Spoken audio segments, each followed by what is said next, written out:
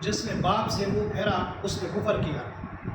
نبی کریم صلی اللہ علیہ وآلہ وسلم نے والدین کے بارے میں 6 باتوں کی نصیحت کی ہے۔ نمبر 1، اپنے باپ کا احترام کرو تاکہ تمہاری اولاد تمہارا احترام کرے۔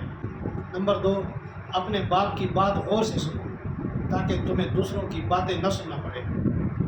نمبر 3، اپنے باپ کے سامنے اونچا مت بولو ورنہ اللہ پاک تمہیں نیچا کر دے گا، یعنی ذلیل کر دے گا۔ نمبر 4، باپ کے سامنے نظر جھکا کے رکھو تاکہ اللہ تعالیٰ تمہیں بلند رکھے۔ نمبر 5، باپ کی سختی برداشت کرو تاکہ باکمال ہو جاؤ۔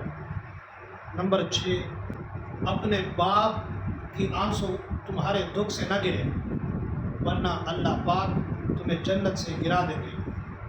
اللہ پاک ہم سب کو والدین کا احترام کرنے کی توفیق عطا فرمائے، والدین کی قدر کرنے کی توفیق عطا فرمائے، والدین کی خدمت کرنے کی توفیق عطا فرمائے، آمین۔